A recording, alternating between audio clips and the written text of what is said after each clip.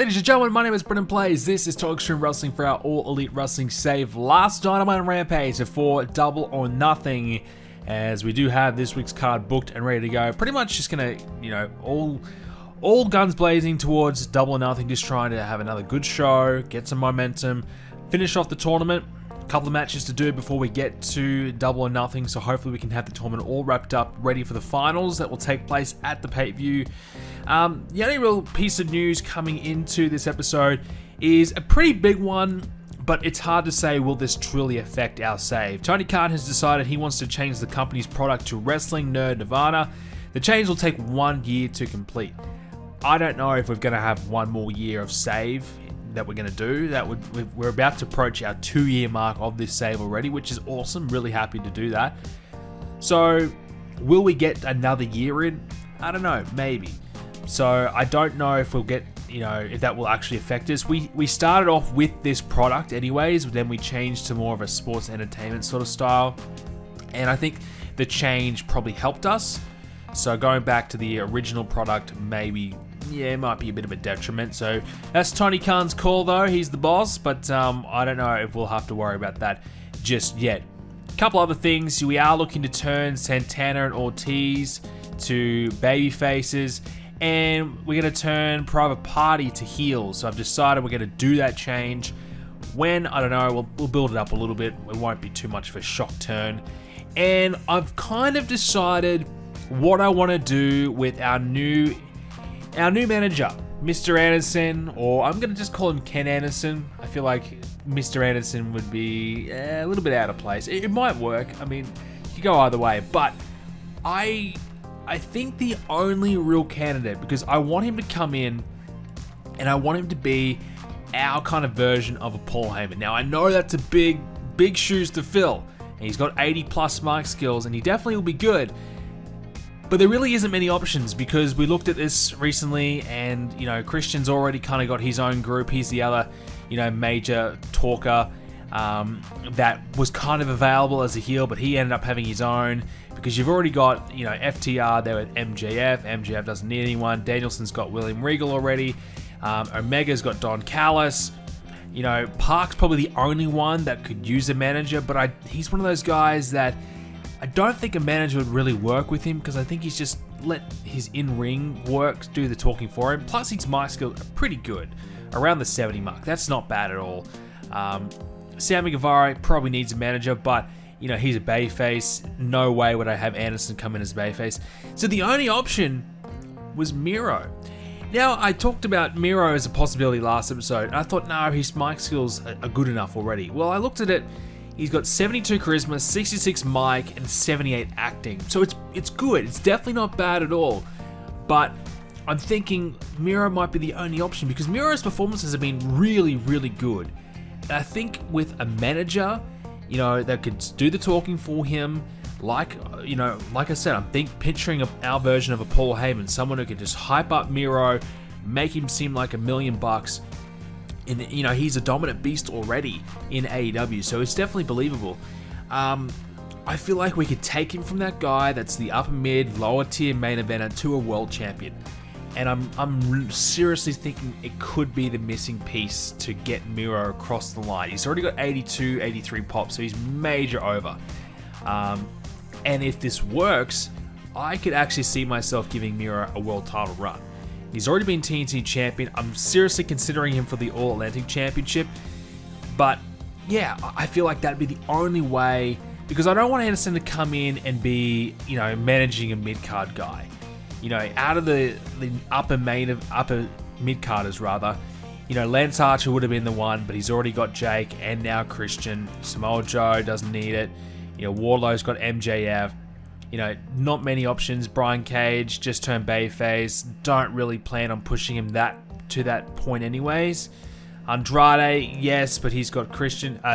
Christian. So yeah, Will Hobbs maybe would have been a good option if we want like a more of a younger guy to really get that big push.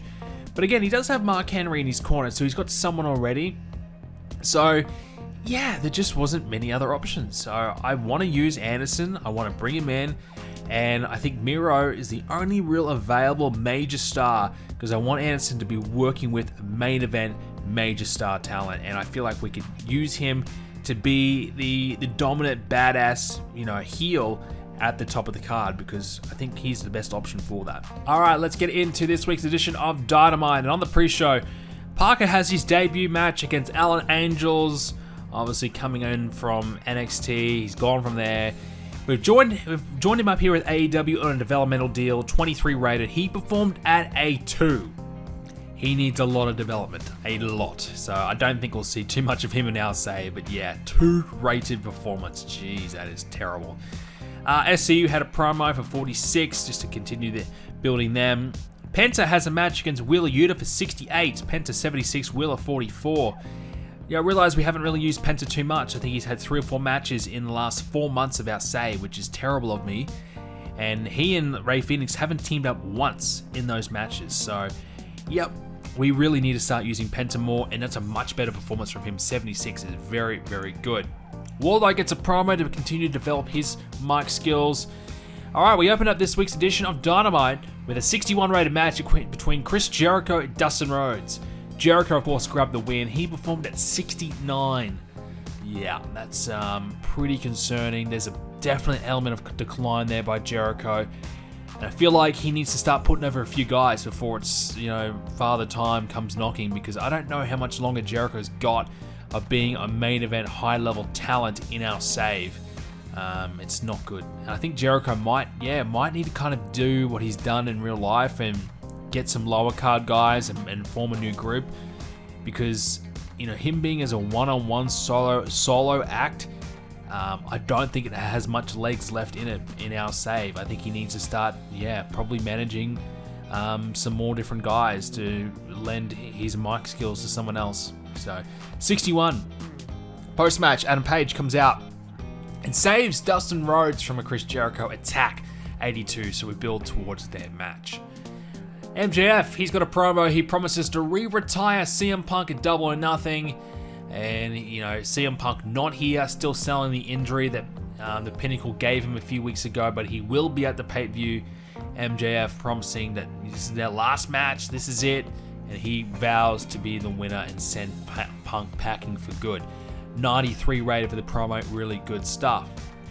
Madison Rayne is appointed as the head of the women's division, so she's got a managerial role here now in AEW. Sting delegating some responsibility to her as Madison Rayne gives her thoughts on what's been happening in the women's division right now. 60 rated segment, good stuff, good signs and potential for what Madison Rayne might be able to produce in the future. Rey Fenix went one-on-one with Park, only a 76 rated match. A bit underwhelming, I'd say. I think we probably thought we might get more towards 80. Rey Fenix 76, Park 86, but the two members of Death Triangle finally fought it out once and for all. We did have this as kind of like an all-out, all guns blazing sort of match to kick off the episode. To kick off the match, they kind of went all out rather than having this a long-winded 20-minute plus match. It was 15 minutes, just high intensity, high action. Maybe it could have been better if we gave it longer, but yeah, 76. Post-match, Sammy Guevara challenges Park to a ladder match. So if both guys don't qualify for the finals of the tournament, then they want to have a ladder match, and they agree to it. So 81. Tony Nese, Ricky Starks teamed up to defeat the Best Friends. 64 rated match. Ricky and Tony both at 60 apiece. Best Friends 54 apiece. So good overall match as we continued to build towards Starks and Cassidy one-on-one. House of Black say that they've lost all respect for FTR. So FTR being aligned with the Pinnacle, even though they're one of the great tag teams of all time, let's be real, they are an amazing team. House of Black say, look, we just don't respect what you've become. So 78 for that one. So just adding another layer to their story. All right, Andrade and Claudio went one-on-one as a part of the tournament. Andrade picked up the win, and we had Adam Cole actually interfering in this match. So Adam Cole interfering, making sure that Claudio was not going to qualify for the finals of the tournament, and just kind of upsetting the Blackpool Combat Club once again. So Cole's making a bit of a habit of interrupting and interfering. So Andrade grabs the win, which pretty much will secure Andrade and Miro in the finals. I'm pretty sure that's pretty much a lock now. But Andrade, 87 rated performance. That is ridiculous. Claudio, 72. Definitely not as good as I thought he was going to be, Claudio. Andrade has really started to come into his own now. He's got Christian in his corner. It's certainly helping his act out a lot. But yeah, Claudio not as good as I perhaps thought. But anyways, 82 rated match. You can't complain with that. Very, very solid stuff. So yeah, post-match, Bryan Danielson comes out and he wants to fight Adam Cole, but Cole runs into the crowd and escapes. 82. So Danielson trying to run off Cole, who obviously interrupted the match and interfered. So Danielson trying to get his hands on Cole, especially getting some revenge after what happened last week with Omega and Danielson, that match. Next up, the Blackpool Combat Club say that Blood and Guts will be a war. So they will make sure that Blood and Guts is a huge battle and they're going to come out on top. So 85 rated for the promo. Good stuff, really good stuff. I think we had everyone kind of talking in this one actually. So good involvement from everyone here. Obviously Joe, definitely good promo, as well as Danielson and Moxley. Eddie Kingston we know as well. So really good stuff here, and I'm hopeful that Blood and Guts will deliver. I feel like it's going to be maybe high 70s, maybe at best an 80 if we get lucky, but who knows, it could do better. We'll have to wait and see. Main event time. Miro went one-on-one with Sammy Guevara for a 79 rated match. Miro performing an 80, Guevara at 84. Lack of psychology here brought it down a little bit. It was about a 20-minute match, so it was a long one. And this was a big win here for Miro as he secures a win over Guevara thanks to Park. Of course, it was Park interfering, screwing over Sam Guevara once again. So, yeah, a nice, solid, good match to main event this week's edition. Two big names. You look, Miro performing around the 80 mark. He's doing pretty well, no doubt. If he could get something, I feel like, as I said, Anderson could really add something to his act and maybe elevate him that little bit more. You never know. World Championship could be coming his way. Or at least the All-Atlantic Championship at the start. Overall, 3 great tournament matches gives us an 82 rated edition of Dynamite. Alright, on to this week's edition of Dark. And Marina Shafir will defeat Leva Bates in a 23 rated match. Marina 43, which is promising, gives us some good signs of what we could potentially expect from her going forward. So also on the pre-show we had Parker Pedro. He took on Sean Dean and defeated him. Wanted to see what Parker could do again. I mean, it's not a lot. A rating of 2, so we've had a couple of chances now to see what he can do. It's nothing. He's terrible. Now, in real life, the Trustbusters is a new faction that's been formed with Ari Daivari. I don't think I'm going to really replicate that. I don't know who Slim J is. He's in that as well. Ari Daivari, we're already struggling with trying to find a spot for Mr. Anderson as a manager. We don't need another lower card manager like Ari Daivari. He might be a good addition to like the Wingmen, for example. We could kind of make that and grow that as our really bottom feeder group. I'm talking about Daivari. In terms of Parker, well, he just needs development. He's got to sit in a Ring of Honor forever. But giving him some matches here and there on our pre-shows might be a way just to kind of boost his development a little bit. And maybe over time, he might get there. So, that's what we're going to do here anyways. So Sean Dean, unfortunately, he took the loss there. Well, let's open up the main show of Dark this week with an 8-woman tag team match. Superbad and the Inspiration defeating TJ and Thunderstorms. So a couple of different rivalries mixed in here. Yeah, a good opportunity to get Inspiration back out there. We haven't used them much at all. And this was an eye candy match and had a 69 rated performance. 69 rated match overall, sorry. McKay, 65, Cassie Lee, 68. So clearly, Inspiration's still one of the best teams we've got. We just haven't utilized them because we don't want them losing. And they're not in the mix at the moment, so we don't want them losing. And we don't want them just beating all the other teams in the division, because by the time we want to use them, they would have already beaten everyone there is, for them to face during their push. So we're kind of keeping them off TV a little bit, just kind of using them sporadically, which is a bit of a shame. But I think, soon, once we kind of shift the belts around, we might be able to push them a little bit more again. Superbad 67 and 64 apiece, which is good. Thunder Rosa 51, Tony Storm 61, Jay 61, and Conti 55. So the heel team outperforming the babyface team by quite a bit. But to get a 69 rated women's match is very good, one of the best we've had probably. I'd love to know what our best women matches have been. We don't have that easy to view kind of stat, but definitely not many matches, if any, have been 70 or over, so that's very good for this one. Next up, Divinity. They come out and destroy both Thunderstorm and TJ. So the heels, they've done their job, they won. The babyfaces are in the ring trying to get back to their feet after a tough loss. Well, the heel team, Divinity, they come out and destroy them even further. So really trying to put over Divinity as the badass women group and really trying to kind of send a bit of a message to the entire locker room that this group, this team, are to be feared. They are the team to beat. So they, of course, are coming after the Tag Team Championships and a 47 rated segment there, which is good signs all around. Tony Nese got a win over Alan Angels for 43. Tony Nese 57 and Angels 44. So Tony Nese doesn't have enough popularity to kind of make this match kind of work, but I wanted to give him a win here, put him on TV, get him a win as a solo, just to try and change that perception of him, trying to let the audience know that he is someone to kind of care about, which is going to be tough, but that's the plan anyways. Ruby Soho says winning the AEW Women's World title would be the ultimate reward after years and years of sacrifice. So 58 for that one. So a real babyface sort of interview there, sitting down with Jim Ross as she talks about her upcoming match with Jade. So I don't know if I'll pull the trigger and give Ruby the belt. Originally, that was the plan. When we brought Ruby Soho in, the plan was to get her enough popularity and enough wins, enough momentum to eventually, at some point, give her a title shot and give her the championship by beating Jade. Now, I just don't think she's shown enough to go with that. I don't know who's going to be the right option if it's not Ruby, so that's going to be the concern and something we really have to kind of figure out.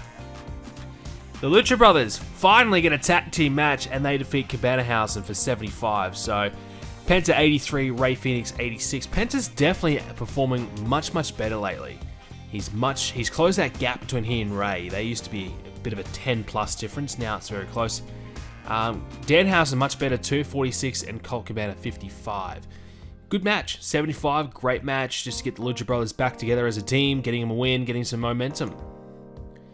Men of the Year, they pick up a win over the Seidels for 55. Best of the match with Ethan Page for 55, Matt Seidel 55 as well. Post-match, this is what we're talking about. Men of the Year jump Paul White at the announce booth. So Paul White commentating on the match, and the Men of the Year have had enough, seen enough, and they attack Paul White. So we are setting up for the Paul White and Ethan Page match. So a 2-on-1 attack as Ethan Page gets the upper hand here over Paul. So kind of teasing that something bigger is going to happen between these two and building towards their match at Double or Nothing. Swerve Strickland, he asks Sting for an opportunity to prove himself against Keith Lee. So two friends are going to battle it out for the TNT title. So 78 rated, which is really good. Great segment, but Swerve obviously kind of feels like he's been undervalued, underappreciated. Everyone's kind of talking about how great Keith Lee is. Well, he wants a chance to prove that he's just as good as Keith Lee. And he wants a chance to try to do that with the TNT title on the line. Keith Lee kind of says, look, if this is going to fix this issue between you and I, well, then let's do it. Let's get it over and done with. Let's fight it out, and let's go on and be friends after it. House of Black and FTR. Well, this is a huge match, 82 rated, and it was not the House of Black combination that's going to be competing at the pay-per-view, but it was just as good of quality. Dax 82, Cash 82, that's amazing. That's probably one of the best performances we've seen out of FTR in a long time. Brody King and Buddy Matthews were their opponents. Brody King 66, Buddy Matthews 69, really good from them. Great match, 82. That is much better than I could have expected. I thought maybe low 70s, which is why I put it on Dark. If this had been 82, I definitely would have put that on Rampage. But geez, that is a hell of a match from these guys, and that's going to only help the storyline out big time. And post-match, FTR taunting the House of Black, and they say the belts are going to be theirs, so they want those championships out at Double or Nothing. I'm very tempted to give the belts to FTR, honestly. It would make the House of Black's tag team run very short, but I think FTR probably deserve it. I'm also thinking maybe a double switch. We could maybe switch House of Black heel, turn FTR babyface. That's also an option as well. Nonetheless, 75 for Dark. That could be the best Dark we've ever had. 75. That is ridiculous. Now for the final show before Double or Nothing. And we're going to close out the All-Atlantic Championship Tournament. The last match in the tournament, it's Claudio Castagnoli up against Sammy Guevara.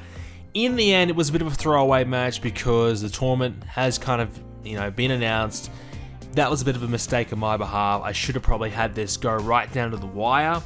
But what kind of transpired is that these two guys, Sammy Guevara, his focus is now on Park. Claudio's focus is on getting a win, heading into Blood and Guts. But yeah, 81 match between the two. Claudio 76, Sammy 86. We had Adam Cole on commentary as well. And in the end, Park tried to interfere and cost Sammy Guevara the match, as he's done many times now. But in the end, he actually cost Claudio the match, allowed Sammy Guevara to get the win. But don't worry, Death Triangle, they jumped Sammy Guevara afterwards, beat him down to build towards their match. Adam Page, 75 rated for his promo as he hypes up his match with Chris Jericho. And we had the Best Friends. They had a 6-man tag with Ricky Starks, Tony Nese, and they found a partner in Angelico for this match. Look, 67's pretty good, just building towards their match, if we even find time for it on the pay-per-view. I don't know. But yeah, not a bad, solid little match. Just something to kind of fill in the time for this show. We had a hype video for Miro and Andrade. The fact that will be the final of the upcoming All-Atlantic Championship Tournament final. And our main event, MJF, actually had a match, and he defeated Matt Sydal, 77 rated. MJF 78, Matt Sydal 53. So a rare showing for MJF in the ring. But it was building towards the post-finish. CM Punk is back. He's been gone for a couple of weeks, selling the beatdown that MJF gave him. He's here. We weren't sure if he was even going to make it to the pay-per-view. Well, he's here, and he attacks MJF until security and the rest of the Pinnacle come out to separate them. We know he threw some of the undercard wrestlers in there as well, like Sean Dean, Parker, Pedro. So, get them on TV, maybe even get them a little bit of popularity, who knows. But a way just to get them out there. And yes, 82 rated for that segment. Not too bad, maybe a little lower than what we thought. Maybe 85 plus was probably what we were looking for. But we sell the fact that CM Punk will be at the pay-per-view. He will face MJF, and he is ready to go. So we can sell that fact and kind of hype up the pay-per-view that way. In the end, 76 rated show. Just not quite enough for one region, but the rest gaining some popularity. So 17, so still overall enough to get us through. And finally, the build towards Double or Nothing is done. It's been a long one, but we have finally made it. We kind of had to drag it out a few weeks, unfortunately, but we've done it. We've made it. All right, let's take a look at the results. So for Rampage, 947,000 viewers. I bet they wish they got that sort of viewership in real life, and I'm glad we're doing pretty well with Rampage in our game. It's great to see. But yeah, we are ready to go. Double or Nothing is our next show. So looking at the storyline heats, Athena and Britt Baker, I don't know if that'll make the pay-per-view, but it's got 53. The Blood and Guts match is 89, so it is going really, really well. That should be a banger of a match. Adam Page, Chris Jericho has improved to 80, so we got pretty lucky that we actually got it that good, because it wasn't looking that promising for a while. Punk and the Pinnacle, so Punk and MJF, is solid, 87. Divinity and TJ, 50, pretty good for the women. House of Black and FTR, that's looking really good, 77. Omega and Joe, of course, that's a part of the Blood and Guts situation. Ricky Starks, Orange Cassidy, 67. Can't complain with that. That's fine. Ruby Soho and Jade, 56 is good. Superbad and Thunderstorms, surprisingly, 65. So that's probably going to make the pay-per-view because that's pretty good. And the TNT title match, yeah, just kind of a bit of a throwaway. Not a genuine big major feud, but 69. Like, it should be a decent match if it makes the pay-per-view. And the tournament final, 79. And there's been a lot of segments in this tournament. So to get it to 79 after all the stuff we've done is pretty good. Now that will include the Sammy Guevara and Park match as well in that story. So Look, the pay-per-view's promising. I think it will be good. No world title match, so it's a big risk by not doing that. But you never know. It might pay off. It might still be a great show. And look, we'll have a world title match at some point down the line. But yeah, looking forward to Double or Nothing. Hopefully it delivers. That'll be our next episode, ladies and gentlemen. Thank you so much for watching. If you enjoyed it, leave a like and subscribe. Double or Nothing is next. We'll see you then.